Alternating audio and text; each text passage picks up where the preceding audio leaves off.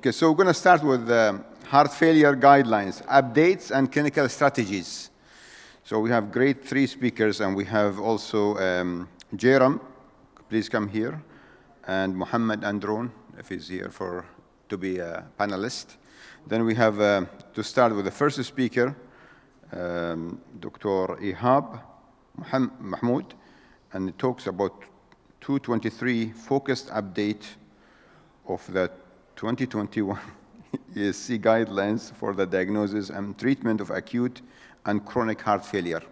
Dr. Ihab موجود؟ تفضل دكتور. So this is going to be very interesting. Lots of changing happening in the heart failure. So we'd like, again, lots of discussions for this. Where is Jairam? Thank you, Dr. Abdallah, Dr. Ahmed Munir. My talk today will be comments on the 2023 update of the 2021 guideline for diagnosis and treatment of acute and chronic heart failure. The European Society of Cardiology published their update to include new recommendation. These recommendation affecting only class 1 and class 2 recommendation. SGL2 inhibitor in phenotype of LV ejection fraction. Two trials, EMPEROR and DELIVER trials, had positive and robust result in this phenotype, leading to the highest class of recommendation, 1, a level of evidence A. In relation to this recommendation, 2 points should be highlighted. Firstly,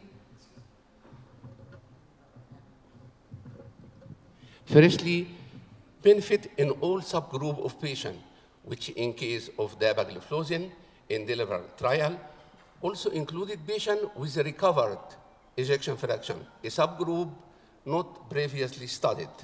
Secondly, both clinical trials and aggregated meta-analysis of both populations showed that the main benefit was explained by 26 lower risk of heart failure hospitalization, with no significant reduction in cardiovascular mortality alone was achieved in these population phenotypes.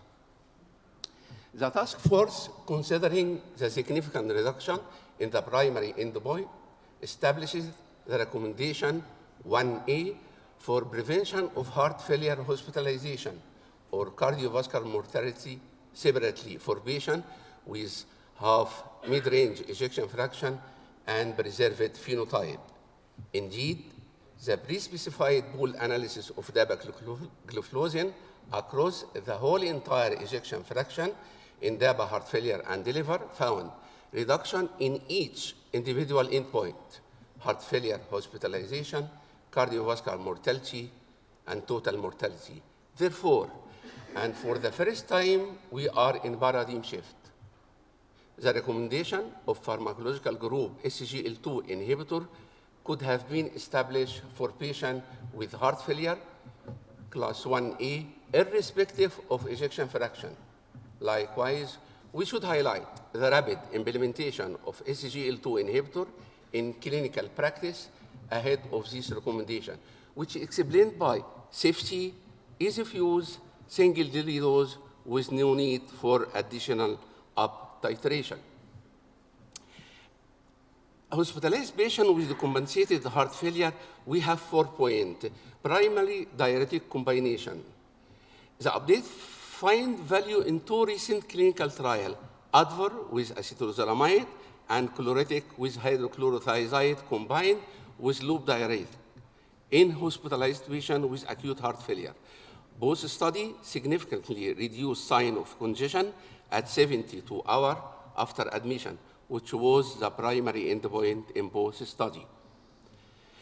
Additionally, in Advor study, acetazolamide decreased the mean length of stay by 1 day, benefit that has not been demonstrated by any other diuretic today. However, none of these strategies achieved improvement in secondary endpoint, which include meaningful clinical events such as mortality or rehospitalization for heart failure. Moreover, in Chloretics study, hydrochlorothiazide showed a higher rate of worsening of renal function and hypokalemia compared with placebo. Therefore, Although the impact on the congestion of both diuretic therapy is recognized, the task force concluded that more data on safety, efficacy in terms of clinical events are needed before establishing any class recommendation. The diuretic algorithm proposed in previous guideline is maintained, which advocates increasing the dose of low diuretic if there is persistent congestion and poor diuretic response. The second point for hospitalized patients with decompensated heart failure was SGL2 inhibitor. The update incorporates new evidence with SGL2 in patients hospitalized for heart failure, mainly derived from IMPULSE study. Early initiation of empagliflozin within the first 72 hours after admission, and once hemodynamic stability is achieved, was safe, showed efficacy by improving composite outcome, including mortality, new heart failure hospitalization, and quality of life at 90 days. This result did not vary according to ejection fraction or diabetic status and support the safety of early initiation during hospitalization. Simultaneously with this presentation, this update, the result of dapagliflozin initiated within the first 24 after admission were also presented, reinforcing the safety of early initiation of SGL2 inhibitor in this clinical system. In addition, previous results from DELIVER SOLIS study, which also include hospitalized or recently hospitalized patients, further support the key role of SGL2 inhibitor in setting of worsening heart failure. Therefore, considering all current evidence, update position SGL2 inhibitor as the pharmacological mainstay of both hospitalized patients with acute heart failure and outpatient with chronic heart failure, irrespective of ejection fraction.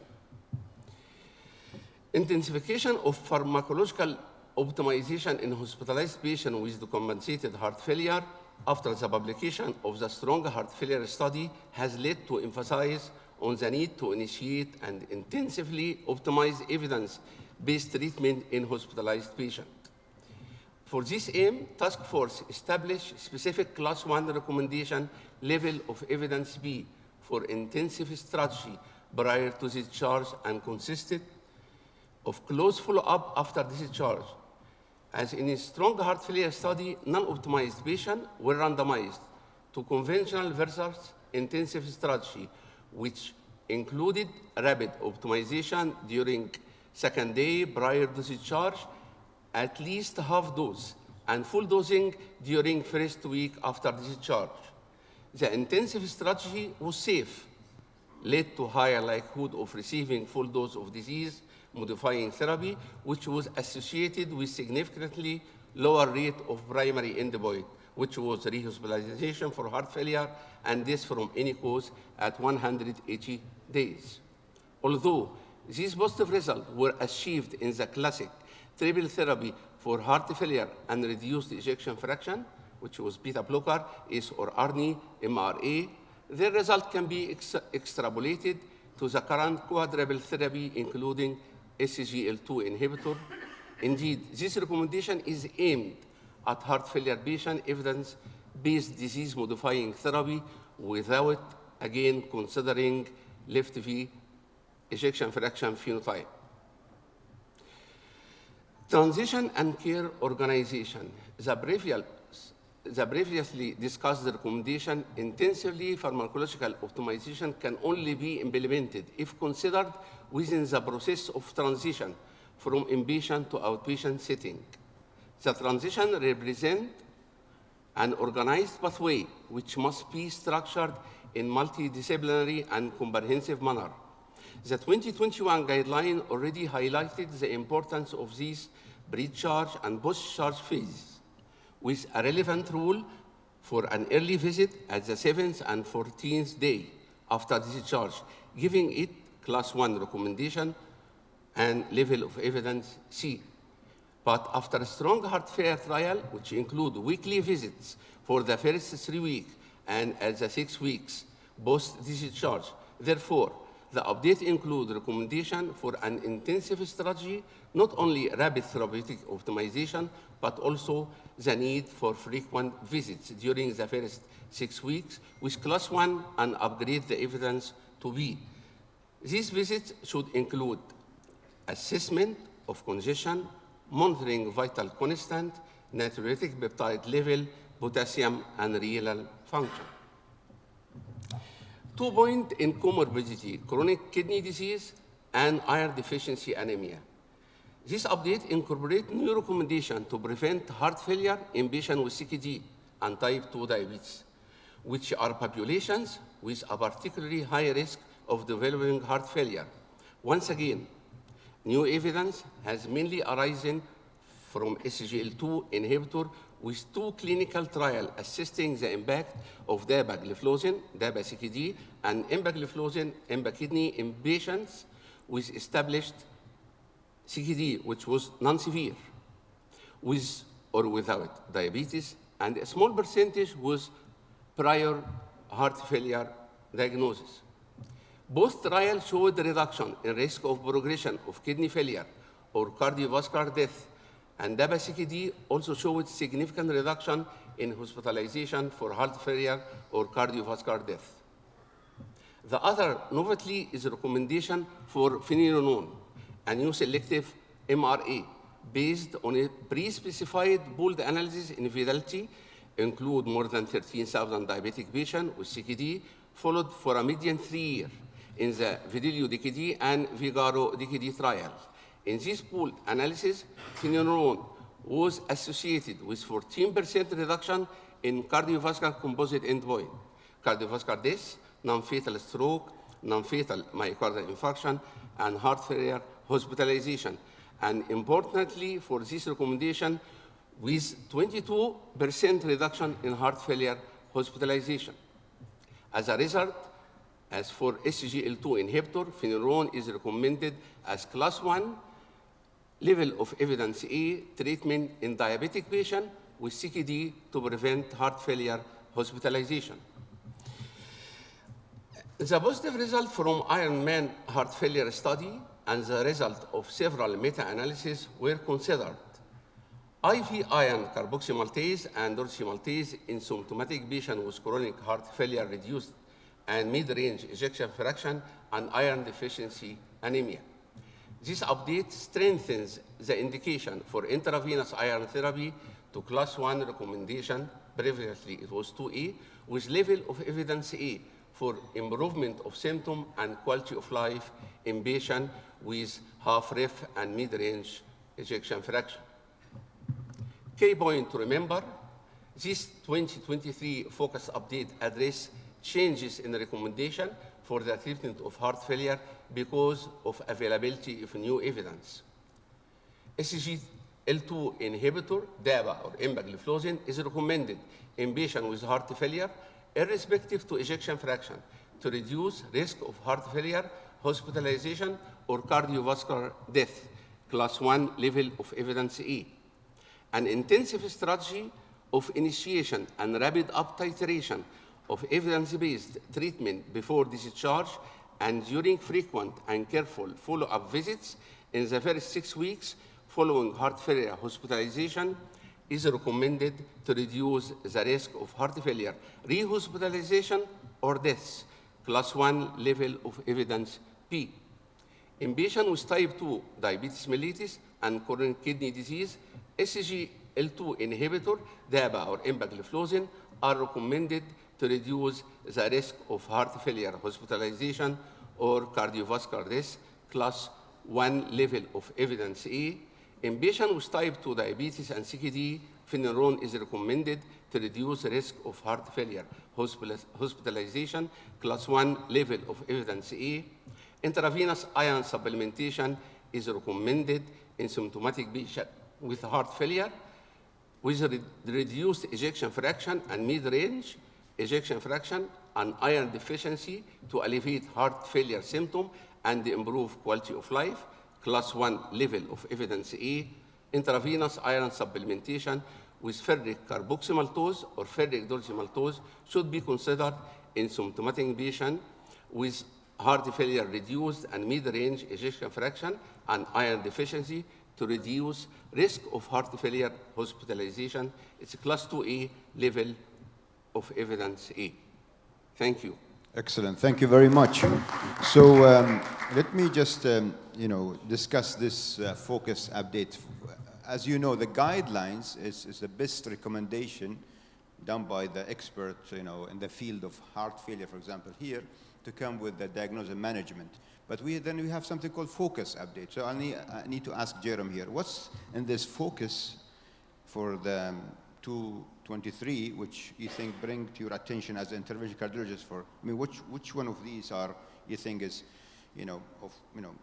I want to implement it differently in my. Thank you, sir, and thank you for the wonderful talk, Dr. Yap. I think the most important thing is intensive therapy and early therapy. I think that's the take-home message from this entire talk. Previously, we would start maybe intravenous diuretics and then slowly add on, initially there was the era of digoxin, and then there came the era where beta blockers were said that, you could start them. There was the era of ACE inhibitors. Today, I think the way it goes, I think starting with triple, quadruple therapy while the patient is in hospital, trying to optimize it in those 3-4 days that he's in the hospital, looking at their BNP levels, looking at their response, and optimizing that dose over the next 4 to 6 weeks, I think is key to long-term event prevention. Sir. Beautiful. Any other comments from you guys? Okay, so thank you very much, Dr. Ihab. We'll move to the next speaker. Thank you. Okay, so update guidelines for HFpEF management, and Dr. Iman Ismail. اسمت sorry إيمان اسمت موجودة؟ تفضل دكتور. HFpEF management update دكتور إيمان اسمت تفضل. اسمت بالعين اسمت. مشكلة بالعربي إنجليزي مكتوب مو معروف.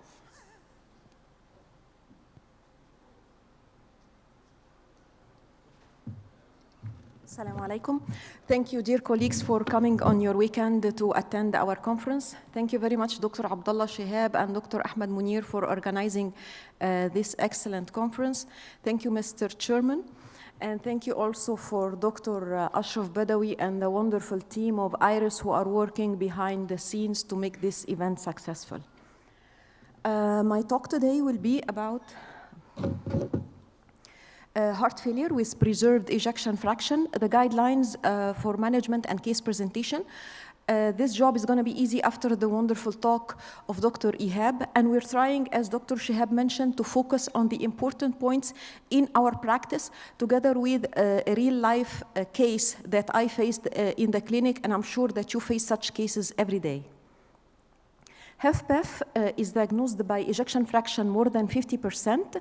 It's highly prevalent, and it's accounting for about 50% of all patients with heart failure, and it's associated, unfortunately, with significant morbidity and mortality.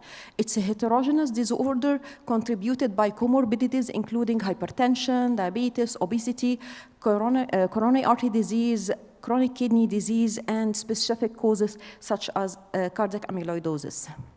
My references in this talk will be the 2022 American Heart Association guidelines for management of heart failure and the 2023 focused update from the European Society guidelines, and we're going to see the differences between both guidelines. Here is a classification for heart failure, stage A, B, C, D, and you'll be surprised that most of the patients that you see in your clinic are actually patients with stage A or B heart failure. How comes? Stage A are diagnosed as a patient at risk of heart failure, but he has no symptoms yet. Who are these patients? They are patients with hypertension, diabetes, obese, coronary heart disease, and so on. All these patients are considered as stage A. Stage B are patients without symptoms, but still they have structural heart disease. What do we mean by structural heart disease? Any patient that you see in your clinic with cardiomegaly, with increased filling pressure, all these patients are considered stage B of heart failure, pre-heart failure, and if they have an increased natriuretic peptide or if they have persistently elevated cardiac troponin level in absence, of course, of any chest pain. Stage C are usually the patient who present to the ER or to the ICU with actual symptoms of heart failure. And of course, stage D is the advanced patients who need ICU admission. The classification, again, of HFpEF is heart failure with preserved ejection fraction. So echo is an integral part for your diagnosis, and the ejection fraction measured by echo should be more than 50%. The diagnostic algorithm for diagnosis of HFpEF, again, it includes clinical history. You should know about the background of your patient, the presence of any risk factor, as we just mentioned, diabetes. It should include the physical examination, and of course, your physical examination should also include height, weight, and BMI of your patient. Again, obesity is an important risk factor for HFpEF. Natriuretic peptide as a laboratory investigation is important for diagnosis of a HFpEF. Natriuretic peptide, if you have the pro-NP in your lab, the value should be more than 125. And the transthoracic echo, as we just mentioned, ejection fraction should be more than 50. And then you evaluate for precipitating factor and you initiate your treatment. This is, again, a stepped care approach for your patient who present to the clinic with unexplained dyspnea. And you will be surprised that many of your patients who present to the clinic just for refilling their medication are actually patients with HFpEF who have dyspnea, and they deny it, or they explain it because of my arthritis, because I'm not moving a lot, that's why I get dyspnea on exertion. But you need to investigate this and ask them actually about their actual symptoms. This is an important score for diagnosis of patient with HFpEF. Let's focus on the one on the left, and I'm sorry about the quality of the slide. The first score, when your patient is obese with a BMI more than 30, I believe we have many of these patients, you will give him a score of 2. If he has hypertension, another point. If he has AF, which is an important factor, he will get 3 points. Pulmonary hypertension with pulmonary artery pressure more than 35, he will get another 1 point. If he's elderly and his age is above 60, he will get another point. And if he has a reversed EA ratio or impaired filling by the echo, he will get another point. So this is the score. So we have a possible intermediate probability if the patient has 2 points or more. So I believe that many of our patients, they have 2 points or more. So this is the intermediate probability, and the high probability if he has more than 6 points. So if we revise again this score, we will find that many of our patients presenting to the clinic are actually patients with HFpEF, and they need proper management for their heart failure. Another score, which is actually more complicated, taking into consideration some echocardiographic findings like the mitral flow, Doppler and tissue Doppler, taking into consideration morphologically in the left ventricular hypertrophy, calculating the left ventricular mass index, so more than 149 gram per square meter is considered as a high risk. Taking into consideration if the patient has AF, the values that we look for natriuretic peptide are higher. So for patients with AF, we accept a proBNP to be diagnosed as heart failure, it has to be more than 660. And we have major and minor criteria, but again, they all come to the same point. An obese patient, hypertensive, complaining of dyspnea, diabetic, he has AF, his proBNP is high, and his ejection fraction is 50. He has a mitral valve flow of reversed EA ratio. He has a tissue Doppler flow to be assessed. This is a patient with HFpEF, and he needs special management, as we will just discuss later. Again, to stress on the same points, confirm the heart failure diagnosis and then start treating with loop diuretic, furosemide or another category. and guidelines-directed therapy. What are the therapy for patients with heart failure with preserved ejection fraction? Exercise is indicated for all patients, and of course, we're talking about stable patients improving with treatment. They should start at least walking around. SGLT2, they are indicated for all eligible patients. As just mentioned by our colleague, Dr. Ihab, they are indicated to be started early, even after patient admission for heart failure. Start as early as you can SGLT2 treatment for these patients. And MRA, again, as mentioned, they are indicated for patients with HFpEF. And of course, diuretics should be managed as needed for this patient. This is by the American College of Cardiology recommendation. Again, they are stressing the importance of diuretic as class 1. The SGLT2 are class 2A by the American the guidelines. The ARNI, sacubitril valsartan, is class 2B. MRA and ARB are again class 2B. And now we'll see the difference between the American guidelines and the European guidelines. The European guidelines, they recommend all of these medications as class 1. So they recommend the diuretic as class 1, and they also recommend the SGLT2 as class 1. Specifically, they mentioned dapagliflozin and empagliflozin because, of course, of the established data from the clinical trials about the importance and the value of dapagliflozin and empagliflozin in a heart failure patient with preserved ejection fraction. And it is very important, class 1, to manage the comorbidities of your patient. If he's diabetic, if he's hypertensive, if he's dyslipidemic, manage all his comorbidities as long as his symptoms of heart failure.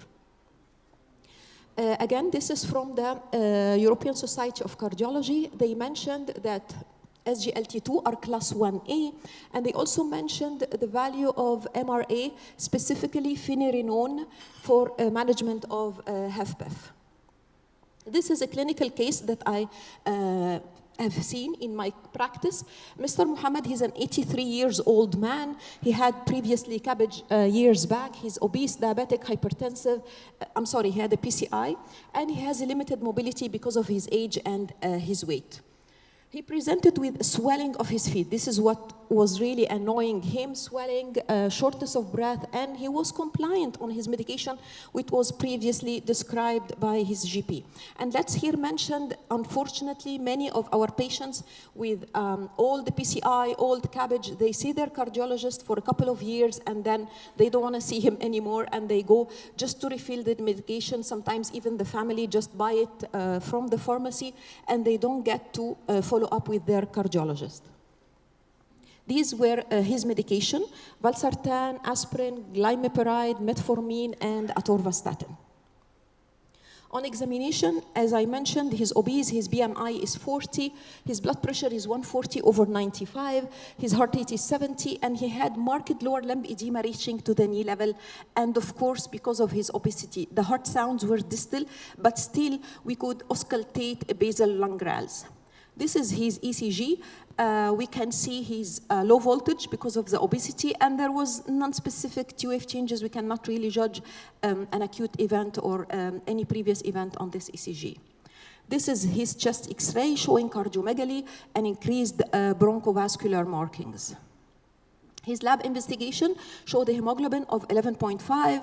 Pro-BNP was 1,735 picogram. Here is another important value to be taken into consideration.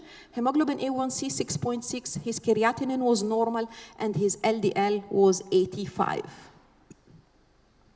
Coming back to his echocardiographic findings, he had left ventricular hypertrophy, he had a normal ejection fraction of 60%, he had a dilated left atrium, his Doppler of mitral valve showed reverse EA ratio, his TDI showed again reversed EA prime ratio, and his septal E prime was less than 7. If you go back to the previous score that we talked about, he has also all the values of the score. This is for his tissue Doppler. We can see it here, and this is the mitral valve by the echo. His management, he needed hospitalization because of to receive intravenous diuretic. His fluid restriction is 1.5 liter, and please mention to your patient that he needs to drink water and take fluid. Unfortunately, many of them think I have swollen feet, cannot breathe, I will not drink water, I will not increase my fluid intake. And this affects later on their creatinine and renal function. So their fluid restrictions should be 1.5, and of course during hospital admission the output was taken into consideration. After taking intravenous diuretic for a couple of days, we shifted him to oral furosemide. Valsartan that he used to use is replaced by sacubitril valsartan 100 mg BID, which is recommended by the guidelines.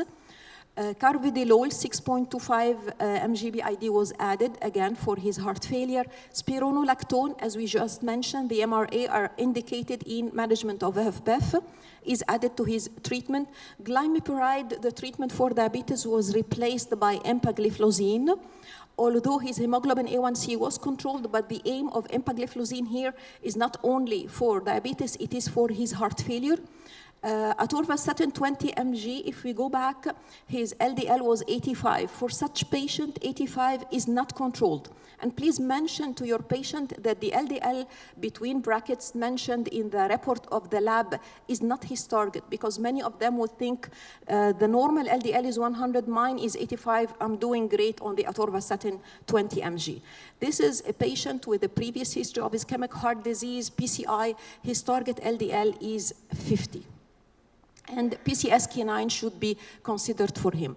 During his follow-up, his symptoms improved, the edema improved, his weight went down because he lost lots of fluid.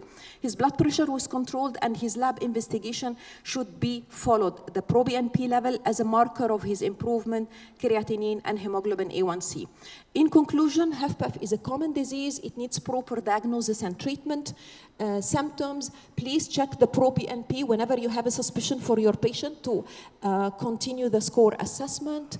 His management, exercise, and lifestyle modification are important. Weight reduction, diuretic, SGLT2, ARNI, MRA, and of course control of comorbidities. Thank you very much. Excellent. Thank you very much, Dr. Iman. So if I ask all of you, what's the most challenging in HFpEF? Diagnosis, yes. You know, I just still really, when I see the experts in, you know, in heart failure, basically Rosano and the rest, I ask them the same questions, and everyone starts to say it's clinical at the end of the day. So it's clinical. Then they give you this criteria, which showed us these 2 scores. If I ask you, Doctora, if you apply these 2 scores on that patient, what will be the score of that patient? It was 83, diabetic, obese, obesity also taken into consideration. He has a reversed EA ratio impaired feeling. He has left ventricular hypertrophy and increased LV mass. So he has everything almost except for the AF. Yeah. So maybe that score is not helping us at all. Anyway, Qais. Now, a patient who is overweight or obese, we know that their NT-proBNP is lower than in general than the general population when you measure it. So an obese patient come with atrial fibrillation, which also will make the echocardiography criteria for HFpEF even more difficult to see this reversed EA ratio. How you advance in diagnosis? Having AF by itself would give him a score of 3. Obesity would give him a score of 1. His symptoms, like dyspnea, would give him another score. And as you just mentioned, the proBNP is already elevated in AF patient, but you have a cutoff point of 660. So if he has a proBNP more than 660, again, he would be given a score.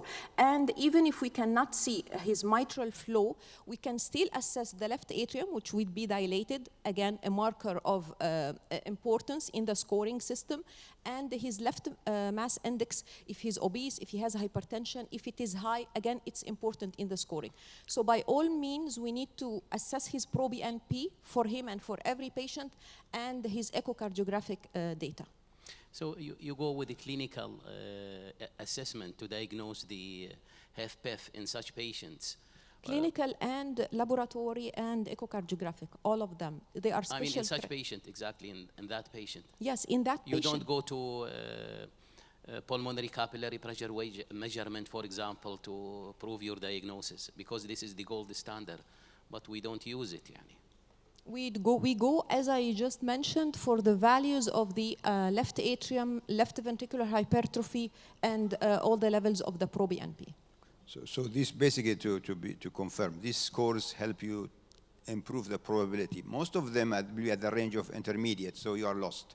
Basically, it comes to the judgment of your experience in the field of HFpEF. It's evolving. You know, one day, inshallah, we'll know what's HFpEF. So thank you very much, Dr. Okay, we'll go now. Clinical approach to HFpEF case. Dr. Walid Farag. تفضل دكتور. Case will be means interactions, more interactions. بس أخضر شجع أي فريق أنت أخضر لابس. Thank you very much, Dr. Abdullah. Thanks for the attendees for investing their time. So I think things have been made easy with Dr. Ihab and Dr. Iman for giving us a very nice update of the guidelines. But let's go step by step with the approach of a case of HFpEF. I think we have a lot of questions for these cases. So straight to business. This is a case. This is an old lady. She's 62-year-old, and she's having short of press on exertion. Actually, 62 is not old. it's fine. Young lady. 62 young ladies. Yes. This is fine. In the score, it's above 60 is considered. That's fine. So this lady is known to have type 2 diabetes mellitus with poorly controlled A1C level. She has CKD stage 1 to 2 with heavy proteinuria, which make a difference in these cases. As long as paroxysmal atrial fibrillation and she's on long-term NOACs, for sure her chest VASC is high, along with bisoprolol for rate control.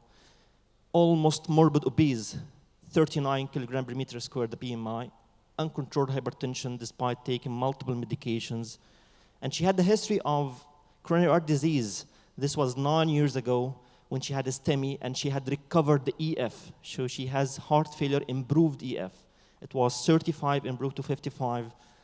And she's currently asymptomatic from the symptoms of chest pain. So she's coming with short of press over the last 1 year, decreased activities, and she's having paroxysmal nocturnal dyspnea and snoring at night. On examination in this case, she was fulfilling the criteria of congestion, lower limb edema, crepitations, NT-proBNP was very high, 2000, A1C was 11, eGFR is decreased for sure, and potassium was fine, and she had heavy proteinuria. Chest X-ray, ECG was done, and the echo, these were the results. We'll discuss it later. And these are the current medications: valsartan, amlodipine, bisoprolol, rivaroxaban for the atrial fibrillation, and the maximum statin is ezetimibe, and diabetes mellitus medications and long-acting insulin at night. So I need our audience for, please, if you can share with us which of these medications or multiple options you will start for this lady for her symptoms, signs, and comorbidities. So Should we start furosemide? Who is A? Who wants A? Who will start A? Yeah, you can option or options, whatever you like. No one start A? All of you? Raise your hand. So I think A, okay. So who will augment hypertension medication for the uncontrolled hypertension to add a diuretic to the equation? We have one here. Okay, thank you, doctor. So who will switch the hypertension medication to a more specific Entresto? So, yeah. أحمد رفع يدين ما أدري ليش. Yeah, I think he likes Novartis, yeah. So, هالحب هذا من الحب ما قتل. so shall we add SGLT2 for these kind of cases? I think fine. Okay, now the question. Can we add MRA for this lady? And if we are adding mineralocorticoid receptor antagonist, shall we add this spironolactone, the ordinary one, or the highly selective MRA, finerenone? Yeah, guys, you're saying finerenone Okay. based on what? What evidence do you have? But patient got heart failure. So we will see later. You have no evidence Professor for heart Abdullah. failure. Finerenone. يا حبيبي يا حبيبي ما عندنا HFF ما عندنا still running study coming but not yet. So it's fine. Maybe there's another thing that we needed.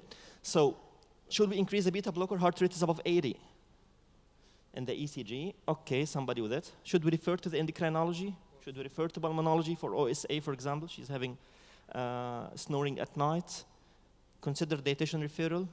Okay, I think we finished. Why should we diagnose these cases? Because actually it's a very high prevalent. We have 1 of 5 patients having heart failure. And if we go to this morbidity and mortality, we'll find 5 years mortality from diagnosis. And if the patient is admitted to the hospital, he loses half of it.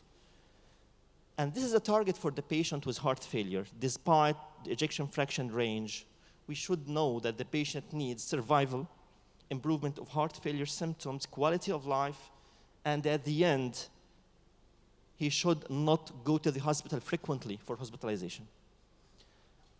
And this is a question for our lovely audience. Do we really see heart failure with reduced ejection fraction at the same frequency as heart failure is preserved? Because these are the data. It's telling that we have most of the admissions to the hospital with heart failure exacerbation, 50% of them are having preserved ejection fraction, and 35% of these cases having reduced EF, and the mild reduced are only 15%. So in our daily practice, are we seeing 1-to-1 at least? 1 heart failure preserved, 1 heart failure reduced? I think this is a challenge because of the diagnosis. So we will cover all of these points in view on all these guidelines. So we'll start, as Dr. Iman has, mashallah, discussed, we'll start with the risk factors, with the investigations, then we will go forward to the symptoms. These are very important because we have more typical and a little bit atypical symptoms. The patient can come with deconditioning, I'm not moving, I'm having short of breath because I'm not having fitness, or hypoventilation syndrome, big abdomen, and a lot of things that can make doctor feels easy not to continue in diagnosis. And that's why examination, history taking, comparing the patient functional capacity with what he was doing previously is very important. So, because if we miss this, we will not continue to do these, ECG, echoes, X-rays, and lab tests. And after this, we go to the NT-proBNP. Actually, we love it more than the proBNP because we know the reversal effect of, if we are using the Entresto, it will give us higher positive PNP. And these are some situations which we do not depend on NT-proBNP because of obesity, like our elite attendant doctor has mentioned. If the patient is obese, we can find a normal proBNP despite the patient is in heart failure. And some other things that can elevate the proBNP despite the patient doesn't have heart failure, like a CKD or even respiratory distress. So we should combine all of these things together to get a diagnosis. And we move to the next, which is very crucial, the echocardiography. And this, I think, we should not leave it only for our esteemed technicians. We should intervene with them in this area. Why? Because if we have an area of below 40% ejection fraction, it's easy, diagnosis is made, HFrEF, done. If we have below normal, means 50, below 50, and up above 40, so it is even done, it's easy. But here's the challenge. When we have a morphologically normal heart, ejection fraction is fine. Diastolic dysfunction grade 1, as mentioned in most of the echoes, so we are lost. That is the time that we need to apply more criteria in the echo, because this is it. I'm suspecting heart failure, systolic function is preserved, and this is the area we should apply more of our effort to the echo to know truly what is the filling pressure of the LV. So this is the echo criteria, very simplified in 1 minute. What is E and A ratios? E is actually the early phase of atrial emptying. E for atrial emptying, E for emptying. And the A is a little bit later phase of atrial kick, which is lost in the atrial fibrillation. That's why it's a little bit challenging if we have a patient of atrial fibrillation because we don't have A ratio. So the normal is normal, passes the most of the blood during the E phase, then when we have a little bit impaired relaxation in the LV, we can find reversal because there is some stiffness in the LV, which go worse if we go to grade 2 diastolic dysfunction with high left atrial pressure, which goes more worse when we have very high left atrial pressure, which gives us also LA enlargement. We can see there is a big velocity in the E, which is trying to squeeze the blood out of high pressure chamber. And let's combine all of these data in the American Society of Echocardiography, which is very unique in describing diastology.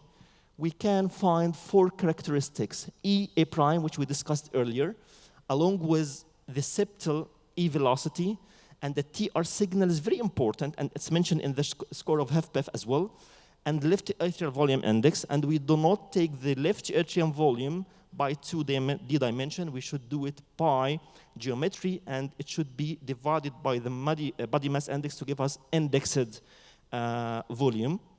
So if we have more 50% of these criteria, diagnosis is made diastolic dysfunction. Less than 50%, we should intermediate, we should do something else. Below 50, so actually this is less likely to be high filling or diastolic dysfunction. And after this, we can go to the mitral inflow numbers. I will not go into more details, but just to see if it's grade 1, 2, or grade 3, which is restrictive filling pattern. This is the score mentioned by Dr. Iman. Very straightforward, very easy. It's only mentioning the E A'. But what if we have a patient score in the zone of 2 to 4, not 5, which is likely to have HFpEF, and it's not 0. And this is the area. This, by the way, the guideline for the ESC, the same score, which is more detailed. I like it because it has a lot of details. And this is the area when we apply stress diastology to up-titrate the patient up to HFpEF or titrate him down. No, it is not heart failure. We should see something else as mentioned in the left arm. And how can we do this? Simply, we have baseline echo data at rest. When we do stress, we should look at these data. If the EA have been impaired above 15, or the tricuspid regurg signal has increased dramatically, and this means that the patient is suffering, and this is mimicking the patient's symptom, short of breath on exertion. And if not, and we are still query, here we go for the invasive right heart cath, and we can see at rest the right heart pulmonary pressure, and at stress, which can be above 25 is a diagnostic. And this is very important because sometimes you don't have a TR signal from the echo to measure up on. And that's why we might need at the end right heart cath to diagnose pulmonary hypertension, which is essential cause of HFpEF. So back to our case, as we can see here. So these are the echo findings. Ejection fraction is 55%, so it is preserved. We can call it improved ejection fraction. So mild to moderate mitral regurgitation. LA volume index is 38, and septal E is 6 centimeter per second. The lateral E is also 6 impaired, and EA prime is 10, and pulmonary arch systolic pressure is 40. So if we combine these in the score, you'll find the patient is getting 9 out of 9. Is morbid obese, hypertensive, paroxysmal AFib, pulmonary hypertension above 35, elderly, and filling pressure is high. And the same, if we apply the EEC guidelines, you will find the patient is having poor diastology along with dilated left atrium and very high NT-proBNP exceeding 220, and at the end he will get 6 out of 6. So we diagnosed HFpEF. How can we manage it? I think it's covered smoothly. It will just go back a little bit to the pathophysiology because we need to treat all of these risk factors to get a deconditioning of this patient to the normal life. So we should tackle the hypertension, the obesity, uncontrolled diabetes. Even the muscles are affected, muscle stiffness. All of these should be tackled. Any concomitant CKD is very important to be tackled as well. So this is our choices again. So we will start with the guideline in this. We should de-risk the patient for sure. Any volume overload, Lasix is class 1. And again, if you are treating these patients for heart failure preserved EF, we should give this patient whatever he needs from the uncontrolled risk factors, hypertension, obesity, and all of these risk factors. SGLT2 is class 1A in the ESC guideline, class 2 in the ACC guideline, as mentioned earlier. And do not forget that the ARNI are mentioned in the ACC guideline, but there's here a specific request. If the patient is a female, actually, we don't have a cutoff of ejection fraction. We can give her SGLT, the Entresto, as a class 2. But if the patient is male, we should choose whoever is below 60%. And this we find it from the Paragon trial. We can see the separation of the curve, and the benefit is lost along with the supernormal ejection fraction in male, but it kept a benefit for the females. Also, we can see the MRAs, the CHARM trial for the TOPCAT trial for the spironolactone showed also efficacy for females more than males in higher ejection fraction. That's why there is here deviation in the ejection fraction cutoff point to start this medication for these kind of patients. And this is very important, mentioned by Dr. Iman. And this will take us for the type 2 diabetes, CKD, proteinuria. Finerenone is mentioned in the ESC guidelines for HFpEF, but actually it is not for treatment of the HFpEF itself as much as it's for the treatment of the adjacent chronic kidney disease, which is deteriorating the symptoms and worsening the hypertension. And this is from the KDIGO guidelines, the kidney guidelines. As you can see, we have 3 pillars of proteinuria. The first one is DRASI. The second one is SGLT2, and we add finerenone if the patient is still having proteinuria, specifically the highly selective MRA. This will help the patient to improve his proteinuria. So I will go with this. Can we, only 1 minute, I've finished already. So this is the answer, okay? Wait, furosemide, as we all said, I will prefer to switch the patients to sacubitril valsartan, and the patient is female, ejection fraction is 55, she's fulfilling the criteria. Adding SGLT2 is a must, it's the only class 1 indication. Selective finerenone, it's from the KDIGO guideline, okay? It's from the guideline, but from the kidney guideline. So increased beta blocker, okay? And I think the endocrinology will agree with us to add GLP-RA for this patient. We need to lose weight, and this uncontrolled diabetes, and it will improve as well the proteinuria. This is the 4th pillar of proteinuria management. We can see this from the SUSTAIN 6 trial. And I think there is the FLOW study is going now for the patient who's having heavy proteinuria on GLP-1RA. They have very much benefit from adding this 4th pillar of proteinuria and CKD protection. Beta blocker is a must, endocrinology is a must, pulmonology is a must, and dietitian for sure is a must. And this is my take-home message. HFpEF is actually underestimated, and because it's challenging, and it has multiple cofactors, and these are very simple numbers to take: LV mass index, atrial volume index, EA prime, TR velocity, and GLS. All of these you should include in the case in your report if the patient is having good ejection fraction and you are suspecting HFpEF. You should answer all of these data, and MDT team for these cases is a must for better improvement. And thank you very much. Okay, thank you very much. That was a very practical case, and then we come to the ECHO criteria, which is, to be honest with you, it's all operator dependent. Depends how move your hands. You can make it. When they talk about 40 and 50, that gray area, easy for you. If a different operator to make it 45, make it 39, make it 49. So it's not that easy as we say it in this, when it comes to real life, it's totally different. So then we come to the medication, doctor. So give me the evidence that the ARNI is useful in this patient based on evidence, pure evidence. Yeah, sure. So the Paragon trial, which was including the heart failure preserved EF, we can see the subgroup analysis for especially females. It's mentioned in the guideline, ACC, it's just mentioned before. But we took these cases in subgroup for the age, ejection fraction, and gender. The females continue to have benefit from all of these medications: beta blockers, spironolactone, candesartan, and I'm talking about the ARBs, and Entresto. The TOPCAT trial, CHARM trial, and the Paragon trial all were covering that the females are having more benefit even with a supernormal ejection fraction.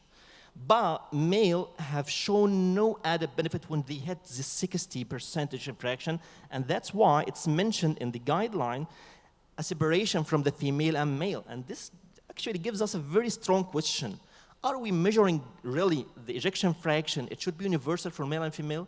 I think we should have a cutoff point for males and a cutoff point for females for the ejection fraction, because they tend to have different responses to the same medication, same doses, same pathology.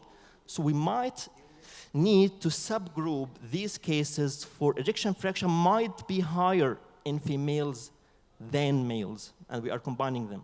We don't know.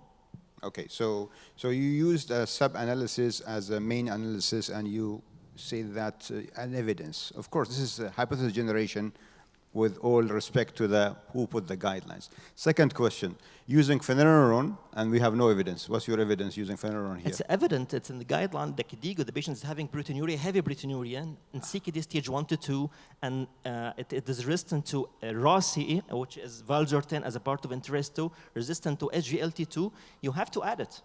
Yeah, but not in heart failure.